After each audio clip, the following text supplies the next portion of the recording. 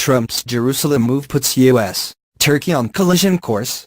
Nothing can better represent how Turkey's pro-government elements see the result of the extraordinary summit of the Organization of Islamic Cooperation (OIC) that convened in Istanbul on December 13 than the impassioned editor-in-chief of pro-government daily Yeni Safak, Ibrahim Karagul. In his assessment of the summit, he wrote, "The U.S. greatest outburst aimed at the region was thwarted by Turkey, with a major reaction rising from Istanbul, displaying defiance. The Jerusalem crisis is no longer a crisis between Turkey and Israel, but has turned into a show of force between Turkey and the U.S. This is a geopolitical showdown. In this aspect, the fight is not limited to Jerusalem. It is the signal of new activity aimed at the entire region. This is a historic attitude, a stance, an identity and an investment in regional resistance.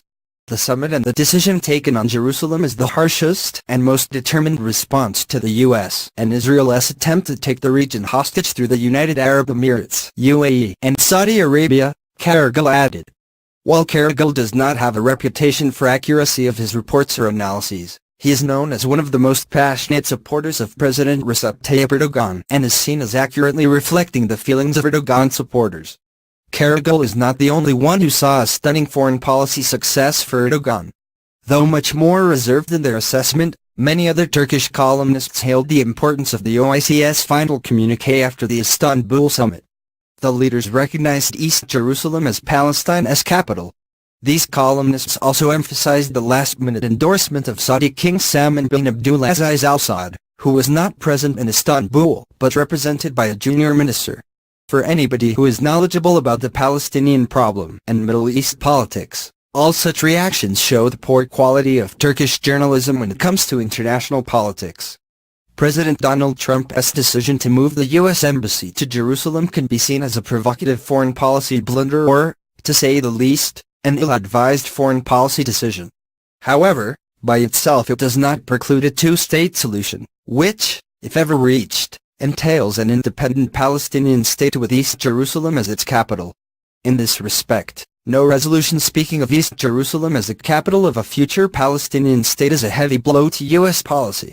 As much as Trump's policy lacks ingredients to resolve the Israel-Palestine conflict, a Palestinian state with East Jerusalem as its capital remains fictitious. In regard to Salman's endorsement of the resolution, the Arab Peace Plan of 2002 to which the Arab world still subscribes carries the stamp and signature of Saudi Arabia. Thus, there is nothing extraordinary in Salman's endorsement of the OIC's final communiqué that did not go beyond the Saudi-sponsored Arab Peace Plan of 2002.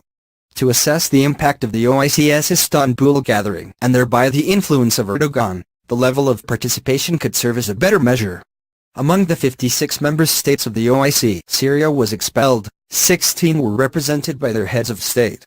It is hard to describe this picture as an impressive display of Islamic solidarity on the Jerusalem move. Moreover, the presence of two figures captured the attention of the international media, Sudanese President Omar al-Bashir and Venezuelan President Nicolas Maduro. The former is wanted on charges of genocide and war crimes by the International Criminal Court. This was the first time he had appeared in Turkey since 2009. Erdogan had defended Bashir against the charges in 2009, saying that a Muslim could not commit genocide.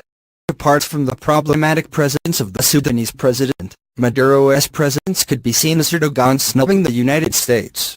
A more interesting development was U.S. National Security Advisor General H.R. McMaster's remarks on Turkey, which cast a shadow on Turkey's display of influence at the Istanbul summit.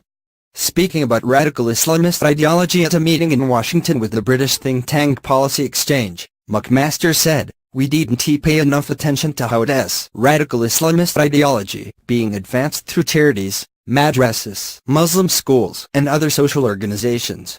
It is now done more by Qatar and by Turkey."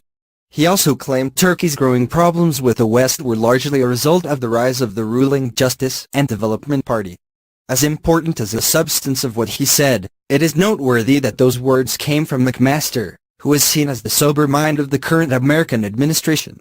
In the same speech, McMaster announced that Trump will roll out a new national security strategy December 18 and that it will be based on four vital strategic interests for the United States. His remarks drew an immediate response from the Turkish Foreign Ministry. National Security Advisor McMaster's baseless claims are far beyond reality, astonishing and unacceptable, said the ministry's statement.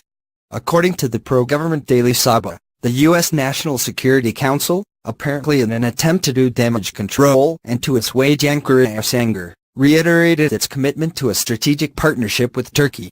The U.S. said Wednesday, December 13, it is committed to its strategic partnership with Turkey to bring stability to the region and defeat terrorism in all its forms, amid a row sparked by comments from a senior Trump administration official, the report said.